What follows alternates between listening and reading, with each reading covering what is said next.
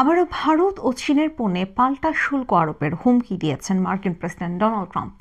গত শুক্রবার রাতে এক অনুষ্ঠানে তার দাবি, প্রধানমন্ত্রী নরেন্দ্র মোদীকে তিনি বলেছেন, ভারত যে হারে শুল্ক আরোপ করে যুক্তরাষ্ট্র সেই হারে কর আরোপ করবে। তিনি আরো বলেন, এতদিন তা করা হয়নি, কিন্তু এবার সেজন্য তৈরি হচ্ছে ট্রাম্প প্রশাসন। সম্প্রতি ভারতের প্রধানমন্ত্রী নরেন্দ্র মোদীর যুক্তরাষ্ট্র সফরের সময় বাণিজ্য চুক্তির বিষয়ে ঘোষণা দেওয়া হয়। বাণিজ্য পরামর্শক সংস্থা GTRI এর মতে, পুরোদস্তুর চুক্তি না করে দুই দেশের শুল্ক ব্যবস্থা ঢেলে সাজানো উচিত। সেক্ষেত্রে ভারত কিছু পণ্য চিহ্নিত করে শুল্ক শূন্যের কোটায় নামিয়ে আনুক।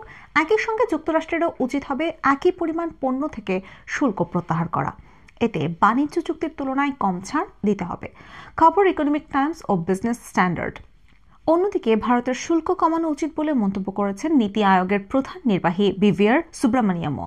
তবে ভারতের বাণিজ্যমন্ত্রী পীযূষ গোয়ালের দাবি, দুই দেশের ঘোষিত বাণিজ্য চুক্তি হবে সেরা চুক্তি। GTI এর বক্তব্য, ভারতের উচিত যুক্তরাষ্ট্র থেকে আমদানি করা প্রায় 90% শিল্প পণ্যে শুল্ক কমানো। সেই আলোচনা শেষ করা দরকার এপ্রিলের আগেই। তখন থেকে আমেরিকার শুল্ক চাপার কথা। তাদের যুক্তি, এভাবে শুল্ক কমানো বিশ্ব বাণিজ্য সংস্থার নিয়মের বিরোধী, তা ঠিক, কিন্তু এতে চুক্তির তুলনায় কম ক্ষতি হবে, কারণ চুক্তি করলে ভারতকে অনেক ছাড় দিতে হবে। গোয়ালের দাবি, প্রস্তাবিত চুক্তি দুই দেশকে একসঙ্গে কাজ করার সুযোগ করে দেবে। শিগগিরই এই নিয়ে আলোচনা শুরু হবে। এখন কথা হচ্ছে, যুক্তরাষ্ট্র পাল্টা শুল্ক আরোপ করলে ভারতের বাণিজ্য কতটা ক্ষতিগ্রস্ত হবে। এই প্রশ্নে ভারতীয় বিশেষজ্ঞ মহল থেকে বিশ্বখ্যাত মান নির্ণয়কারী সংস্থাগুলো দ্বিধাবিভক্ত।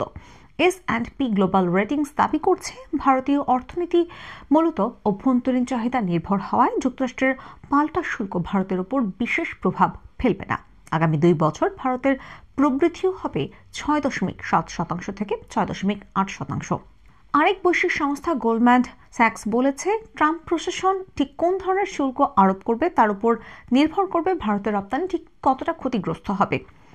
প্রেসিডেন্ট ট্রাম্প হোয়াইট হাউস কার্যালয় থেকে 6 মাসের মধ্যে এই পাল্টা শুল্কের বিষয়ে প্রতিবেদন জমা দিতে বলেছেন। সেই প্রতিবেদন সামনে এলেই অনেকটা বোঝা যাবে কতটা ঝামেলার মুখে পড়তে চলেছে ভারত।